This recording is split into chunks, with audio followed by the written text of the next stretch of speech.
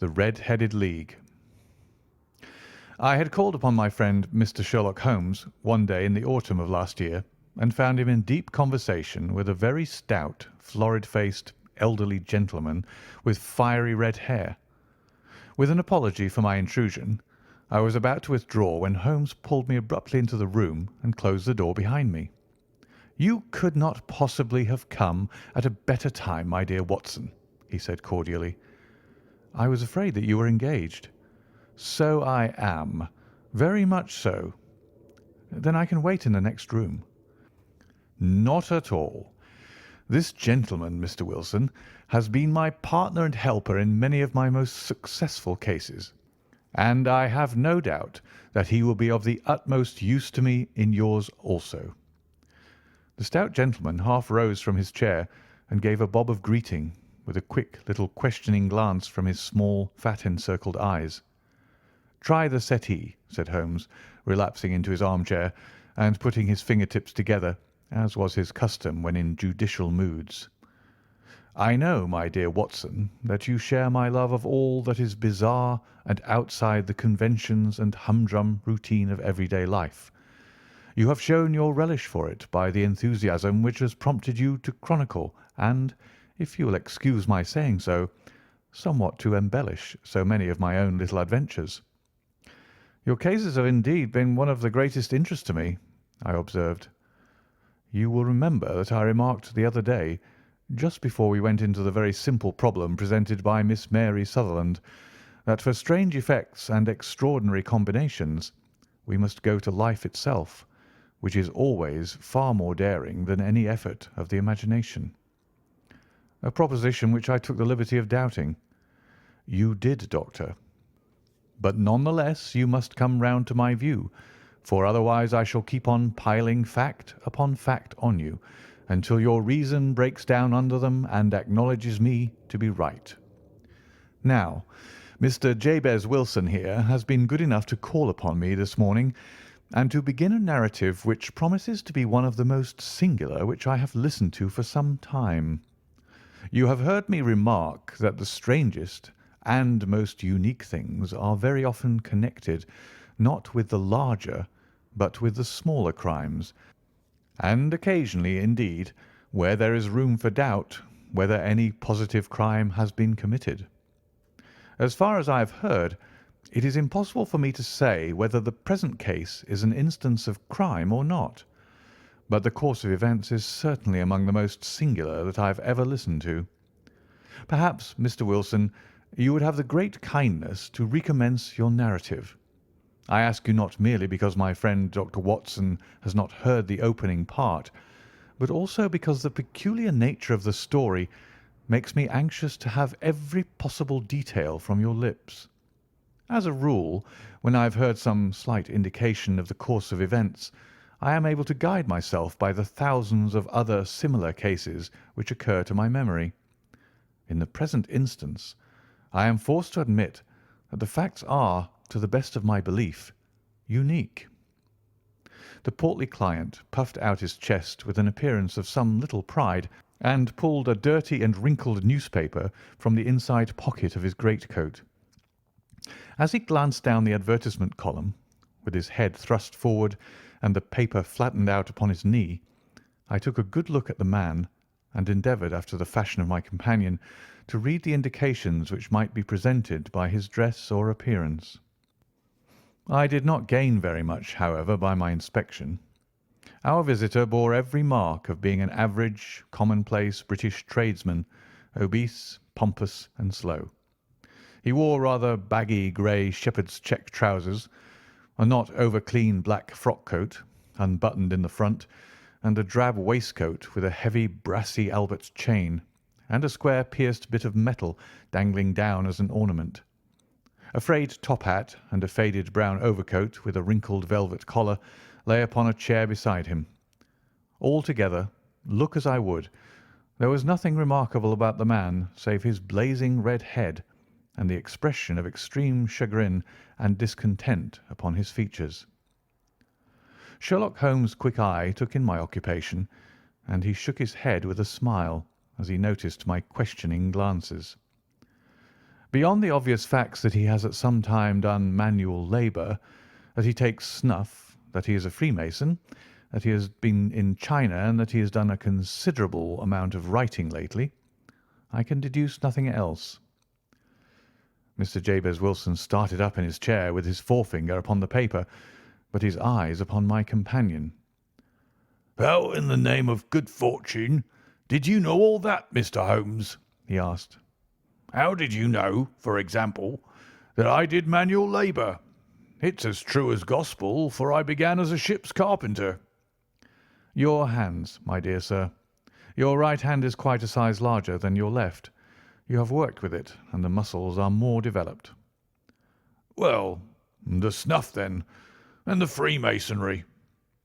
"I won't insult your intelligence by telling you how I read that, especially as, rather against the strict rules of your order, you use an arc and compass breastpin." "Ah, of course, I forgot that. But the writing?"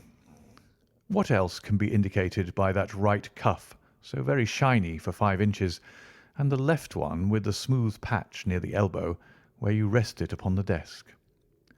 "Well, but China?" "The fish that you have tattooed immediately above your right wrist could only have been done in China. I have made a small study of tattoo marks, and have even contributed to the literature of the subject. That trick of staining the fish's scales of a delicate pink is quite peculiar to China. When, in addition, I see a Chinese coin hanging from your watch chain, the matter becomes even more simple." Mr. Jabez Wilson laughed heavily. "Ha, ha! Well, I never!" said he. "I thought at first that you had done something clever, but I see that there was nothing in it after all." "I begin to think, Watson," said Holmes, "that I make a mistake in explaining.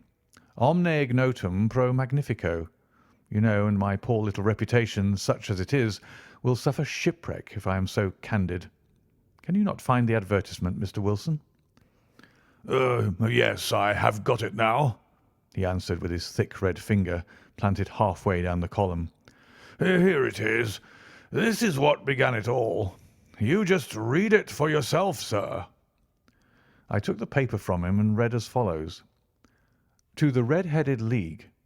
On account of the bequest of the late Ezekiah Hopkins of Lebanon, Pennsylvania, USA, there is now another vacancy open which entitles a member of the League to a salary of £4 a week for purely nominal services.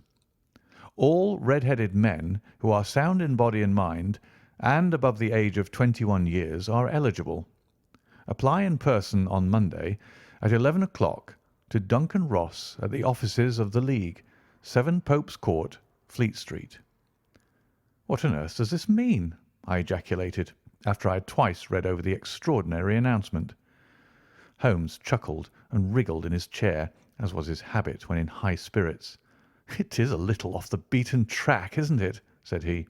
"And now, Mr. Wilson, off you go at scratch and tell us all about yourself, your household, and the effect which this advertisement had upon your fortunes. You will first make a note, Doctor, of the paper and the date." "It is the Morning Chronicle of April 27th, 1890. Just 2 months ago." "Very good. Now, Mr. Wilson?" "Well, it is just as I've been telling you, Mr. Sherlock Holmes," said Jabez Wilson, mopping his forehead. "I have a small pawnbroker's business at Coburg Square, near the sea. It's not a very large affair, and of late years it has not done more than just give me a living. I used to be able to keep 2 assistants, but now I only keep 1, and I would have a job to pay him, but that he is willing to come for half wages so as to learn the business." "What is the name of this obliging youth?" asked Sherlock Holmes. "His name is Vincent Spaulding, and he's not such a youth either. It's hard to say his age. I should not wish a smarter assistant, Mr. Holmes, and I know very well that he could better himself and earn twice what I'm able to give him. But after all, if he is satisfied, why should I put ideas in his head?" "Why, indeed? You seem most fortunate in having an employee who comes under the full market price. It is not a common experience among employers in this age. I don't know that your assistant is not as remarkable as your advertisement." "Oh, he has his faults too," said Mr. Wilson. "Never was such a fellow for photography. Snapping away with a camera when he ought to be improving his mind, and then diving down into the cellar like a rabbit into its hole to develop his pictures. That is his main fault, but on the whole he's a good worker. There's no vice in him." "He is still with you, I presume?" "Yes, sir. He and a girl of 14 who does a bit of simple cooking and keeps the place clean. That's all I have in the house, for I am a widower and never had any family. We live very quietly, sir, the three of us, and we keep a roof over our heads and pay our debts, if we do nothing more. The first thing that put us out was that advertisement. Spaulding, he came down into the office just this day, 8 weeks, with this very paper in his hand, and he says, 'I wish to the Lord, Mr. Wilson, that I was a red-headed man.' 'Why that?' I asks. 'Why,' says he, 'here's another vacancy on the League of the Red-Headed Men. It's worth quite a little fortune to any man who gets it, and I understand that there are more vacancies than there are men, so that the trustees are at their wits' end what to do with the money. If my hair would only change colour, there's a nice little crib all ready for me to step into.' 'Why, what is it then?' I asked. 'You see, Mr. Holmes, I'm a very stay-at-home man, and as my business came to me instead of my having to go to it, I was often weeks on end without putting my foot over the door-mat. In that way, I didn't know much of what was going on outside, and I was always glad of a bit of news.' "Have you never heard of the League of the Red-Headed Men?" he asked with his eyes open. "Never. Why, I wonder at that, for you are eligible yourself for one of the vacancies." "And what are they worth?" I asked. "Oh, merely a couple of hundred a year, but the work is slight, and it need not interfere very much with one's other occupations." Well, you can easily think that that made me prick up my ears, for the business has not been over good for some years, and an extra couple of hundred would have been very handy. "Tell me all about it," said I. "Well," said he, showing me the advertisement, "you can see for yourself that the League has a vacancy, and there is the address where you should apply for particulars.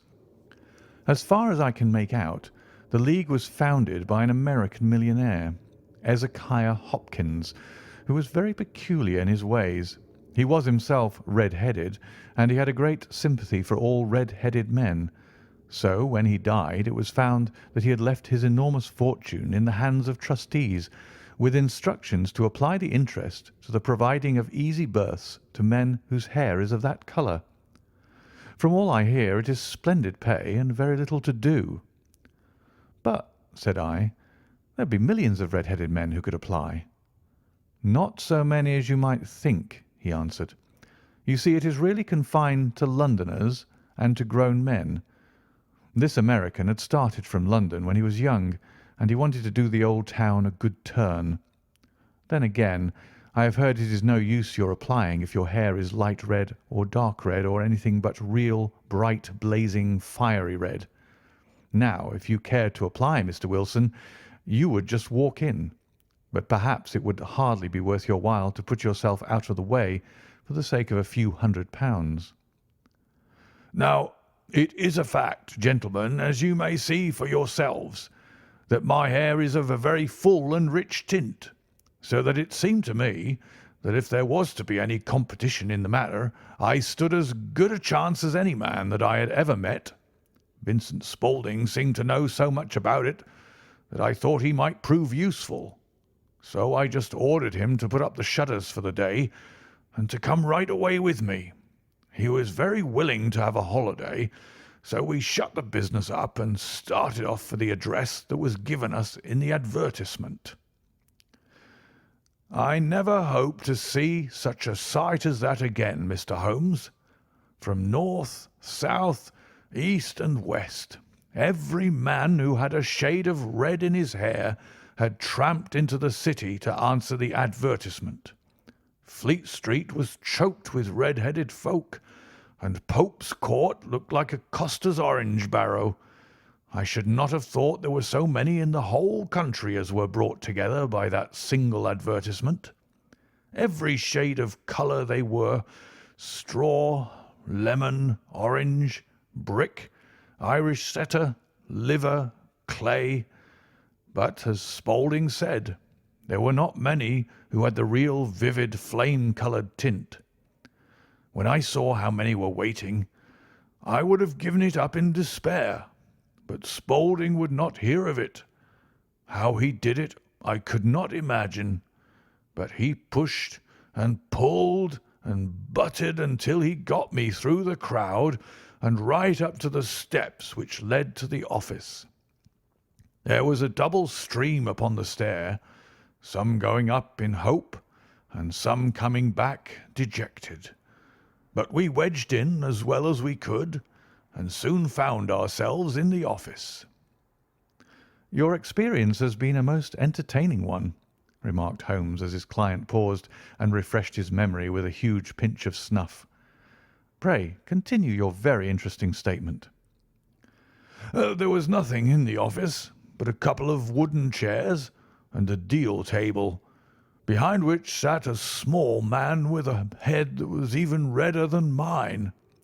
He said a few words to each candidate as he came up, and then he always managed to find some fault in them which would disqualify them. Getting a vacancy did not seem to be such a very easy matter after all. However, when our turn came, the little man was much more favourable to me than to any of the others, and he closed the door as we entered, so that he might have a private word with us. "This is Mr. Jabez Wilson," said my assistant. "and he is willing to fill in a vacancy in the League."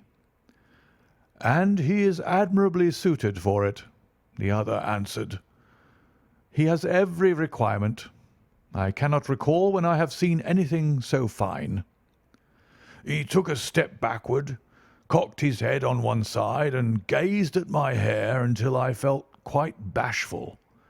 Then suddenly he plunged forward, wrung my hand, and congratulated me warmly on my success. "It would be injustice to hesitate," said he. "You will, however, I am sure, excuse me for taking an obvious precaution." With that he seized my hair in both his hands and tugged until I yelled with the pain. "There is water in your eyes," said he as he released me. "I perceive that all is as it should be, but we have to be careful, for we have twice been deceived by wigs and once by paint. I could tell you tales of cobbler's wax which would disgust you with human nature." He stepped over to the window and shouted through it at the top of his voice that the vacancy was filled. A groan of disappointment came up from below, and the folk all trooped away in different directions until there was not a red head to be seen, except my own and that of the manager. "My name," said he, "is Mr. Duncan Ross, and I am myself one of the pensioners upon the fund left by our noble benefactor. Are you a married man, Mr. Wilson? Have you a family?" I answered that I had not. His face fell immediately. "Dear me," he said gravely, "that is very serious indeed. I am sorry to hear you say that. The fund was, of course, for the propagation and spread of the red heads as well as for their maintenance. It is exceedingly unfortunate that you should be a bachelor." My face lengthened at this, Mr. Holmes, for I thought that I was not to have the vacancy after all. But after thinking it over for a few minutes, he said that it would be all right. "In the case of another," said he, "the objection might be fatal, but we must stretch a point in favour of a man with such a head of hair as yours. When shall you be able to enter upon your new duties?" "Well, it is a little awkward, for I have a business already," said I.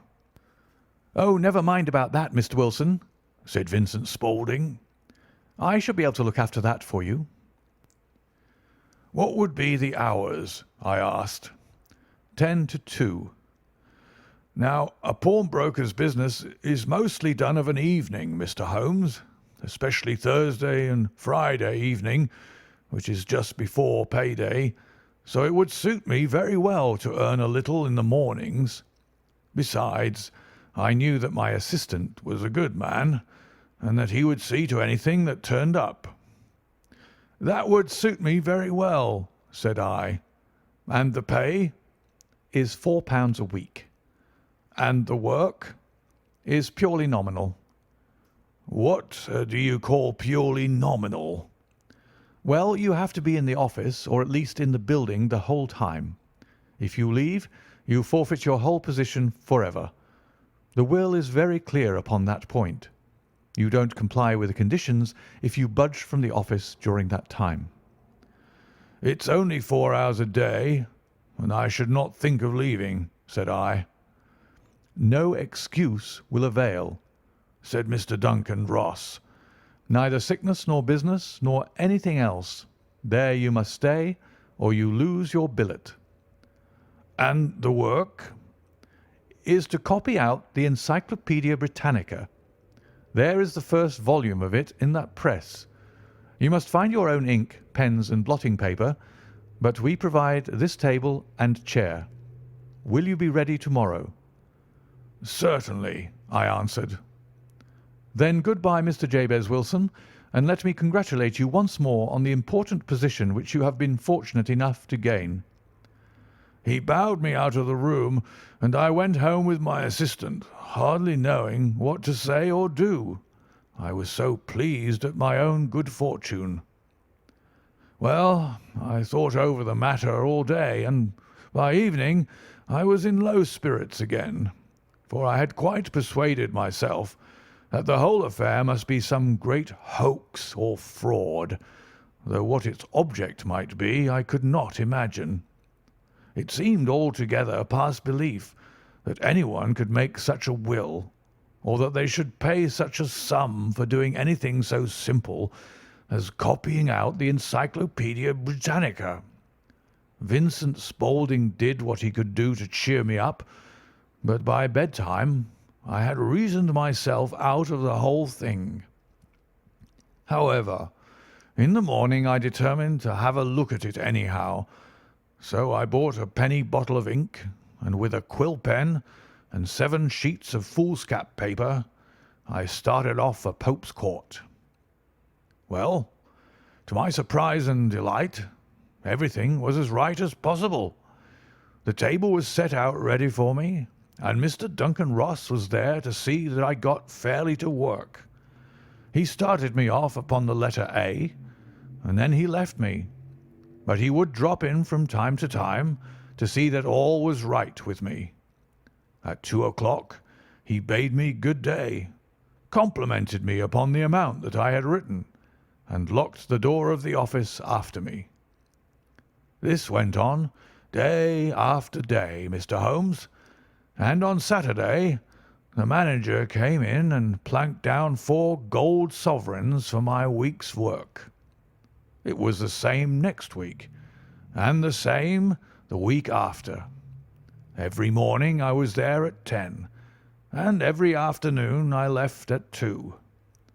By degrees, Mr. Duncan Ross took to coming in only once of a morning, and then, after a time, he did not come in at all. Still, of course, I never dared to leave the room for an instant, for I was not sure when he might come, and the billet was such a good one and suited me so well that I would not risk the loss of it. 8 weeks passed away like this, and I had written about abbots and archery and armour and architecture and Attica, and hoped with diligence that I might get on to the B's before very long. It cost me something in foolscap, and I had pretty nearly filled a shelf with my writings, and then suddenly the whole business came to an end." "To an end?" "Yes, sir, and no later than this morning. I went to my work as usual at 10 o'clock, but the door was shut and locked with a little square of cardboard hammered onto the middle of the panel with a tack. Here it is, and you can read for yourself." He held up a piece of white cardboard about the size of a sheet of notepaper. It read in this fashion: "The Red-Headed League is dissolved. October 9th, 1890. Sherlock Holmes and I surveyed this curt announcement and the rueful face behind it until the comical side of the affair so completely overtopped every other consideration that we both burst out into a roar of laughter. "I cannot see that there is anything very funny," cried our client, flushing up to the roots of his flaming head. "If you can do nothing better than laugh at me, I can go elsewhere." "No, no," cried Holmes, shoving him back into the chair from which he had half risen. "I really wouldn't miss your case for the world. It is most refreshingly unusual, but there is, if you will excuse me saying so, something just a little funny about it. Pray, what steps did you take when you found the card upon the door?" "I was staggered, sir. I did not know what to do. Then I called at the offices round, but none of them seemed to know anything about it. Finally, I went to the landlord, who is an accountant living on the ground floor, and I asked him if he could tell me what had become of the Red-Headed League. He said that he had never heard of any such body. Then I asked him who Mr. Duncan Ross was. He answered that the name was new to him. 'Well,' said I, 'the gentleman at number 4. "What, the red-headed man?" "Yes." "Oh," said he. "His name was William Morris. He was a solicitor and was using my room as a temporary convenience until his new premises were ready. He moved out yesterday." "Where could I find him?" "Oh, at his new offices. He did tell me the address.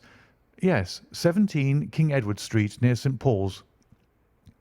"I started off, Mr. Holmes, but when I got to that address, it was a manufactory of artificial kneecaps, and no one in it had ever heard of either Mr. William Morris or Mr. Duncan Ross." "And what did you do then?" asked Holmes. "I went home to Saxe Coburg Square, and I took the advice of my assistant, but he could not help me in any way. He could only say that if I waited, I should hear by post. But that was not quite good enough, Mr. Holmes. I did not wish to lose such a place without a struggle.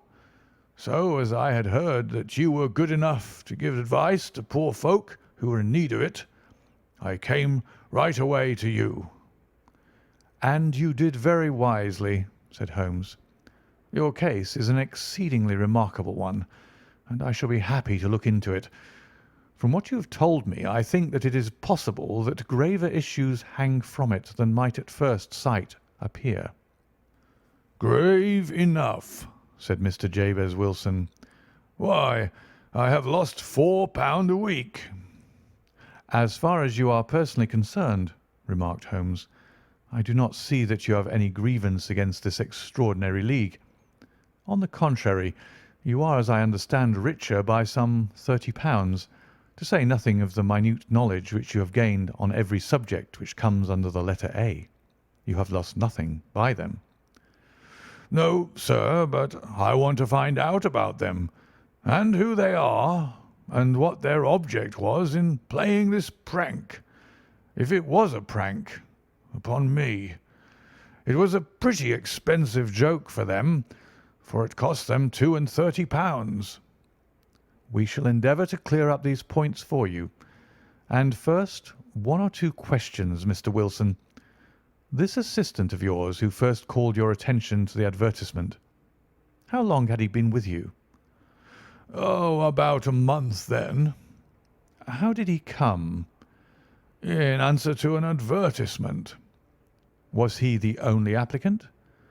No, I had a dozen. Why did you pick him? Because he was handy and would come cheap. At half wages, in fact. Yes. What is he like, this Vincent Spaulding? Small, stout built, very quick in his ways, no hair on his face, though he's not short of 30. Has a white splash of acid upon his forehead. Holmes sat up in his chair in considerable excitement. I thought as much, said he. Have you ever observed that his ears are pierced for earrings? Yes, sir. He told me that a gypsy had done it for him when he was a lad. Said Holmes, sinking back in deep thought. He is still with you? Oh, yes, sir. I have only just left him. And has your business been attended to in your absence? Nothing to complain of, sir. There's never very much to do of a morning. That will do, Mr. Wilson. I shall be happy to give you an opinion upon the subject in the course of a day or two. Today is Saturday, and I hope that by Monday we may come to a conclusion. Well, Watson, said Holmes when our visitor had left us, what do you make of it all? I make nothing of it, I answered frankly. It is a most mysterious business. As a rule, said Holmes, the more bizarre a thing is, the less mysterious it proves to be. It is your commonplace, featureless crimes which are really puzzling, just as a commonplace face is the most difficult to identify. But I must be prompt over this matter. What are you going to do then? I asked. To smoke, he answered. It is quite a three-pipe problem, and I beg that you won't speak to me for 50 minutes. He curled himself up in his chair with his thin knees drawn up to his hawk-like nose, and there he sat with his eyes closed and his black clay pipe thrusting out like the bill of some strange bird. I had come to the conclusion that he had dropped asleep, and indeed was nodding myself, when he suddenly sprang out of his chair with the gesture of a man who has made up his mind and put his pipe down upon the mantelpiece. Sarasate plays at the St. James's Hall this afternoon, he remarked. What do you think, Watson? Could your patient spare you for a few hours? I have nothing to do today. My practice is never very absorbing. Then put on your hat and come. I am going through the city first, and we can have some lunch on the way. I observe that there is a good deal of German music on the programme, which is rather more to my taste than Italian or French. It is introspective, and I want to introspect. Come along. We travelled by the Underground as far as Aldersgate, and a short walk took us to the Saxe Coburg Square, the scene of the singular story which we had listened to in the morning. It was a poky, little, shabby, genteel place where 4 lines of dingy, 2-storied brick houses looked out into a small, railed-in enclosure where a lawn of weedy grass and a few clumps of faded laurel bushes made a hard fight against a smoke-laden and uncongenial atmosphere. 3 gilt balls and a brown board with Jabez Wilson in white letters upon a corner house announced the place where our red-headed client carried on his business. Sherlock Holmes stopped in front of it with his head on one side and looked it all over with his eyes shining brightly between puckered lids. Then he walked slowly up the street and then down again to the corner, still looking keenly at the houses. Finally he returned to the pawnbroker's, and having thumped vigorously upon the pavement with his stick 2 or 3 times, he went up to the door and knocked. It was instantly opened by a bright-looking, clean-shaven young fellow, who asked him to step in. "Thank you," said Holmes. "I only wish to ask you how you would go from here to the Strand." "Third right and 4th left," answered the assistant promptly, closing the door. "Smart fellow, that," observed Holmes as we walked away. "He is, in my judgment, the 4th smartest man in London, and for daring I am not sure that he has not a claim to be 3rd. I have known something of him before." "Evidently," said I.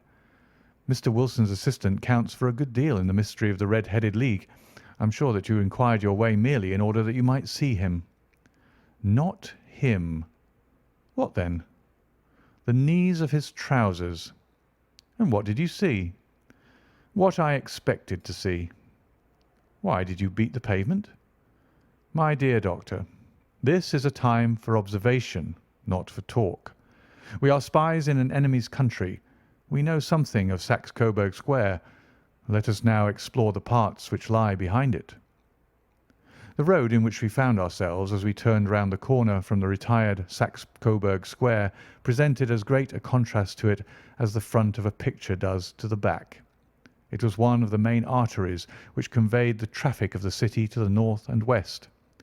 The roadway was blocked with the immense stream of commerce flowing in a double tide inward and outward, while the footpaths were black with the hurrying swarm of pedestrians. It was difficult to realize, as we looked at the line of fine shops and stately business premises, that they really abutted on the other side upon the faded and stagnant square which we had just quitted.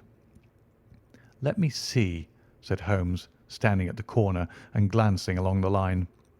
"I should like just to remember the order of the houses here. It is a hobby of mine to have an exact knowledge of London. There is Mortimer's, the tobacconist, the little newspaper shop, the Coburg branch of the City and Suburban Bank, the Vegetarian Restaurant, and Macfarlane's Carriage Building Depot.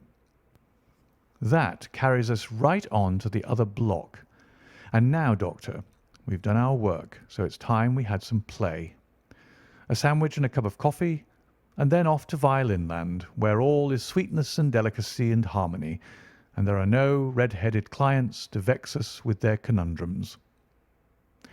My friend was an enthusiastic musician, being himself not only a very capable performer, but a composer of no ordinary merit. All the afternoon he sat in the stalls, wrapped in the most perfect happiness, gently waving his long, thin fingers in time to the music, while his gently smiling face and his languid, dreamy eyes were as unlike those of Holmes the sleuth-hound, Holmes the relentless, keen-witted, ready-handed criminal agent, as it was possible to conceive.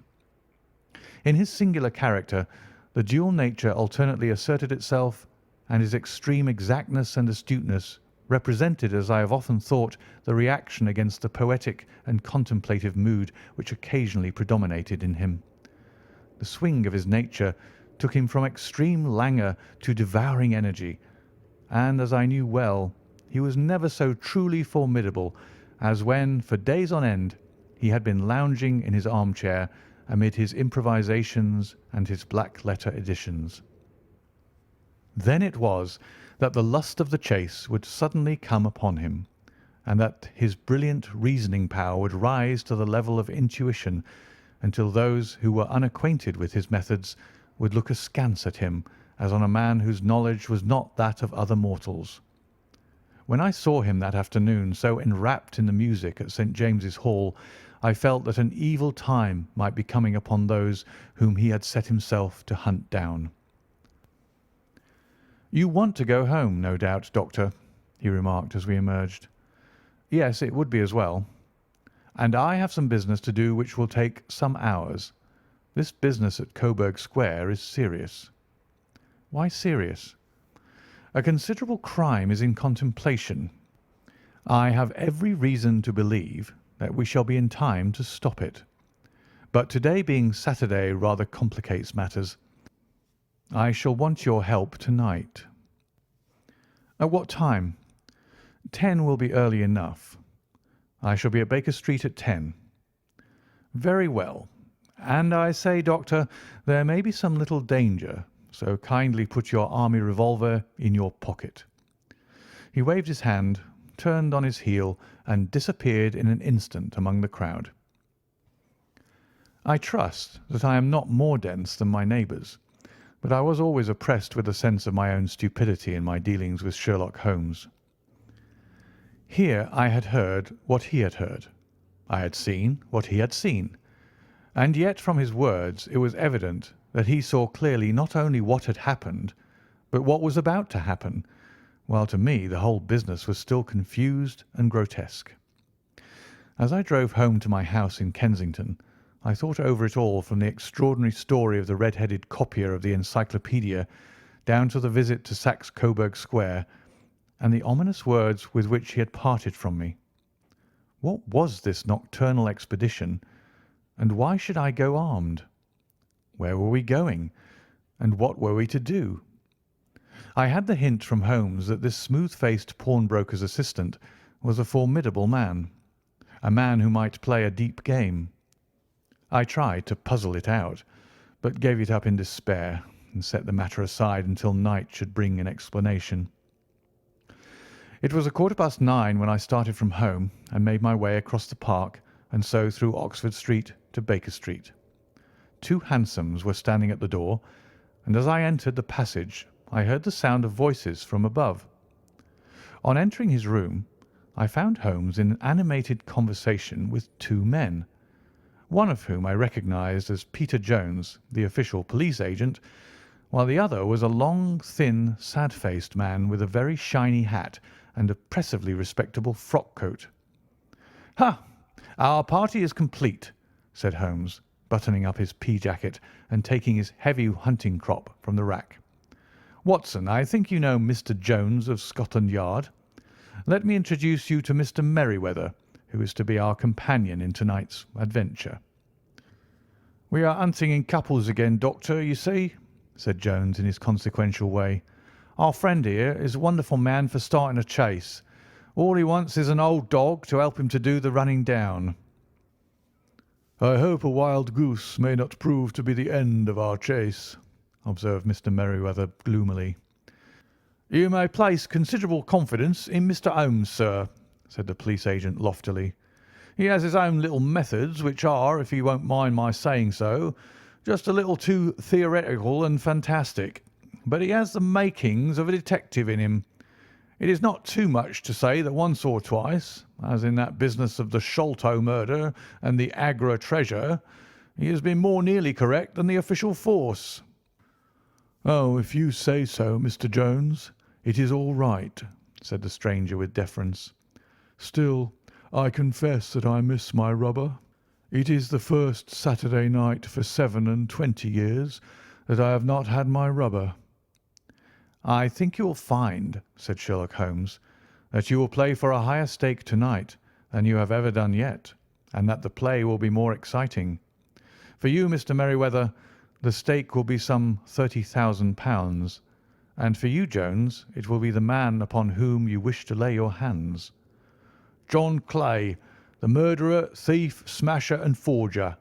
He's a young man, Mr. Merryweather, but he is at the head of his profession, and I would rather have my bracelets on him than any criminal in London. He's a remarkable man, is young John Clay. His grandfather was a royal duke, and he himself has been to Eton and Oxford. His brain is as cunning as his fingers, and though we might meet signs of him at every turn, we never know where to find the man himself. He'll crack a crib in Scotland one week and be raising money to build an orphanage in Cornwall the next.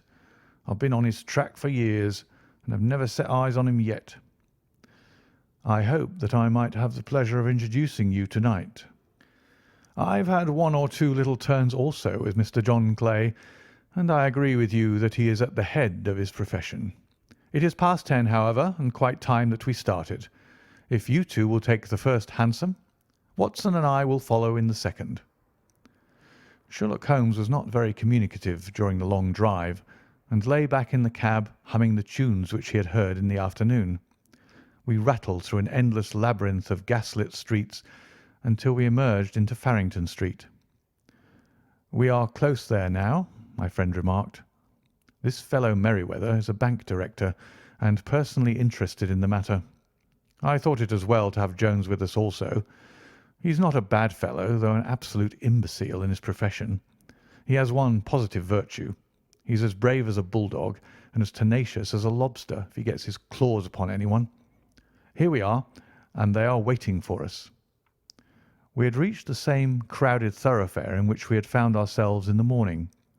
Our cabs were dismissed, and following the guidance of Mr. Merryweather, we passed down a narrow passage and through a side door which he opened for us. Within there was a small corridor which ended in a very massive iron gate. This also was opened and led down a flight of winding stone steps, which terminated at another formidable gate. Mr. Merryweather stopped to light a lantern, and then conducted us down a dark, earth-smelling passage, and so, after opening a third door into a huge vault or cellar, which was piled all round with crates and massive boxes. "You are not very vulnerable from above," Holmes remarked as he held up the lantern and gazed about him. "Nor from below," said Mr. Merryweather, striking his stick upon the flags which lined the floor. "Why, dear me, it sounds quite hollow," he remarked, looking up in surprise. "I must really ask you to be a little more quiet," said Holmes severely. "You have already imperilled the whole success of our expedition. Might I beg that you would have the goodness to sit down upon one of these boxes, and not to interfere?"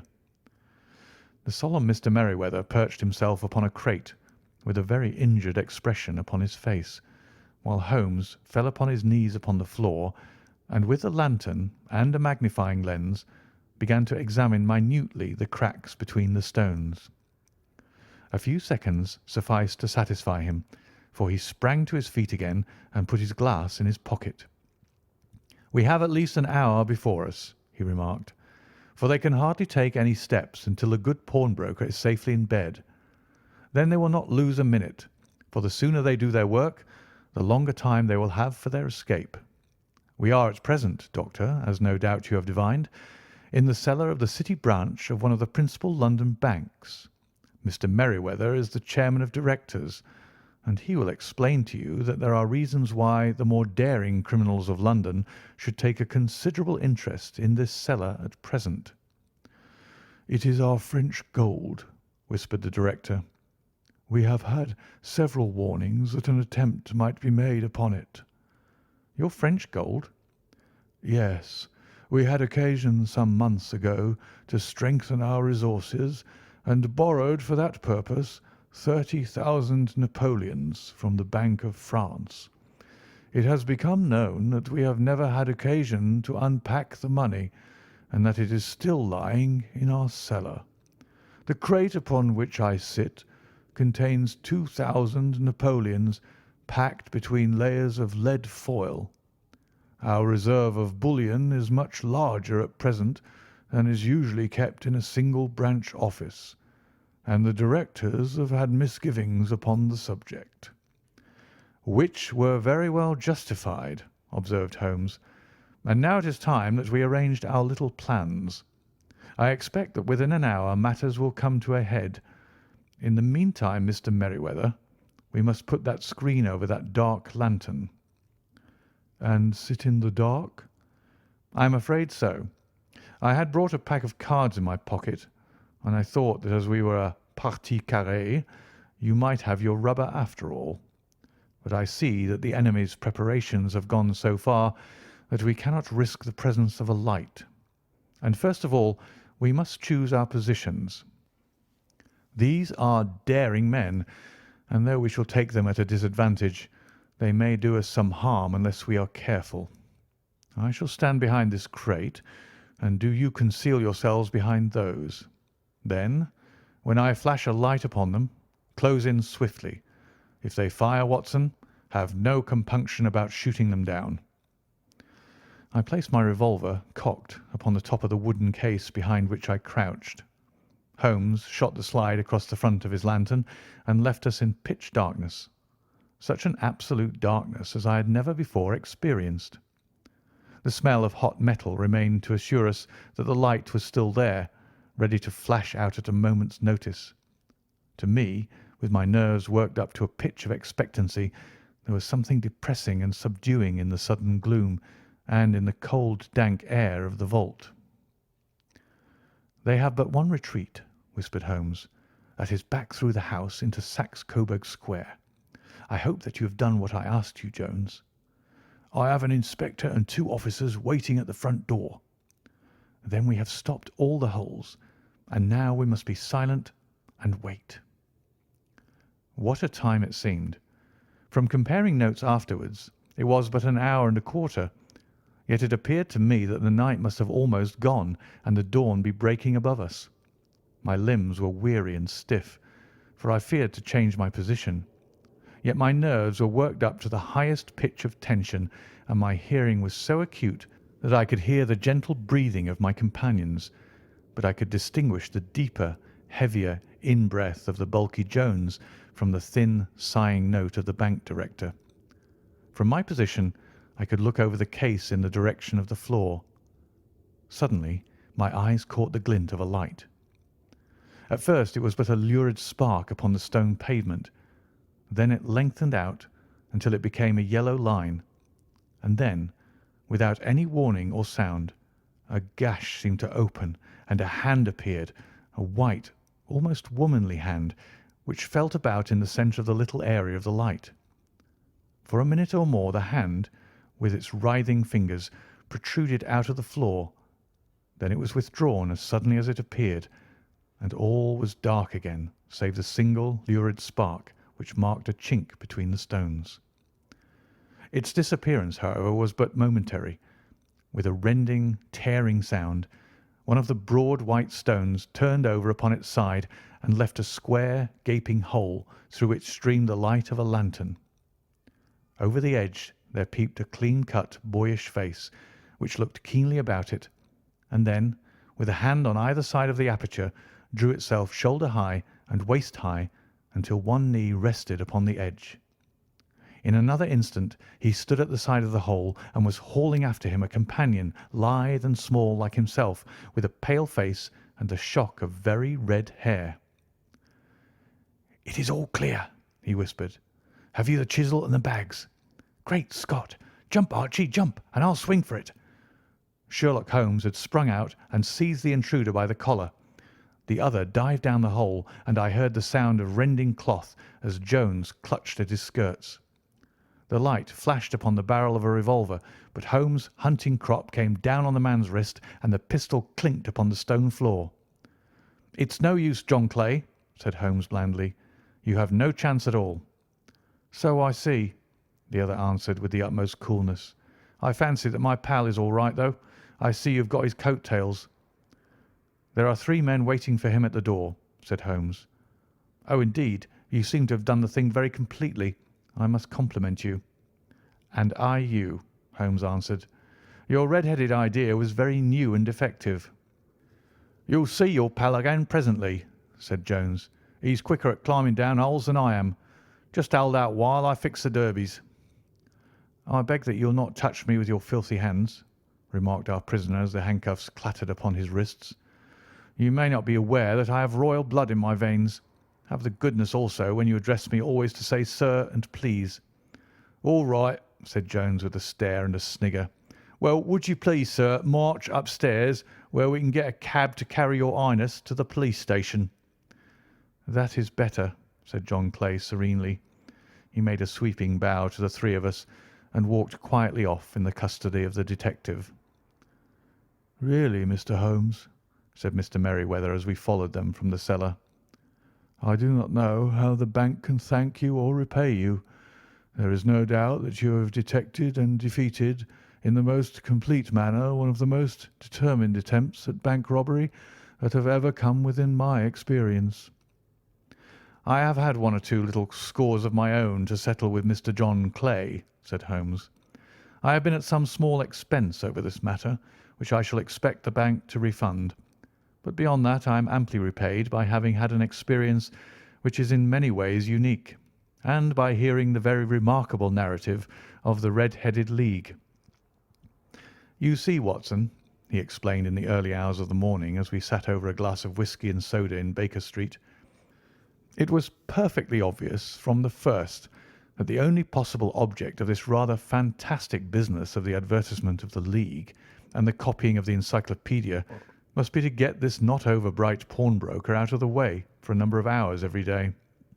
It was a curious way of managing it, but really it would be difficult to suggest a better.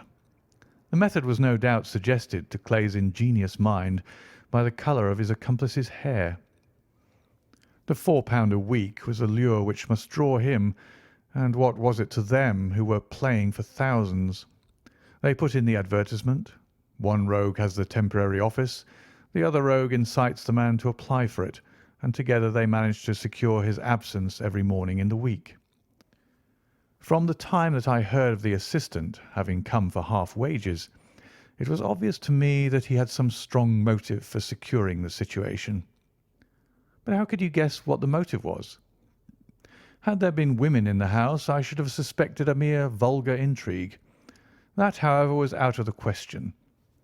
The man's business was a small one, and there was nothing in his house which could account for such elaborate preparations and such an expenditure as they were at. It must then be something out of the house. What could it be? I thought of the assistant's fondness for photography and his trick of vanishing into the cellar. The cellar. There was the end of this tangled clue. Then I made inquiries as to this mysterious assistant and found that I had to deal with one of the coolest and most daring criminals in London. He was doing something in the cellar, something which took many hours a day for months on end. What could it be once more? I could think of nothing save that he was running a tunnel to some other building. So far I had got when we went to visit the scene of action. I surprised you by beating upon the pavement with my stick. I was ascertaining whether the cellar stretched out in front or behind. It was not in front. Then I rang the bell, and, as I hoped, the assistant answered it. We have had some skirmishes, but we had never set eyes upon each other before. I hardly looked at his face. His knees were what I wished to see. You must yourself have remarked how worn, wrinkled, and stained they were. They spoke of those hours of burrowing. The only remaining point was what they were burrowing for. I walked round the corner, saw the City and Suburban Bank abutted on our friend's premises, and felt that I had solved my problem. When you drove home after the concert, I called upon Scotland Yard and upon the chairman of the bank directors, with the result that you have seen. And how could you tell that they would make their attempt tonight? I asked. Well, when they closed their League offices, that was a sign that they cared no longer about Mr. Jabez Wilson's presence. In other words, that they had completed their tunnel. But it was essential that they should use it soon, as it might be discovered or the bullion might be removed. Saturday would suit them better than any other day, as it would give them 2 days for their escape. For all these reasons, I expected them to come tonight. You reasoned it out beautifully, I exclaimed in unfeigned admiration. It is so long a chain, and yet every link rings true. It saved me from ennui, he answered, yawning. Alas, I already feel it closing in upon me. My life is spent in one long effort to escape from the commonplaces of existence. These little problems help me to do so. And you are a benefactor of the race, said I. He shrugged his shoulders. Well, perhaps, after all, it is of some little use, he remarked. L'homme c'est rien, l'œuvre c'est tout, as Gustave Flaubert wrote to George Sand. End of The Red-Headed League.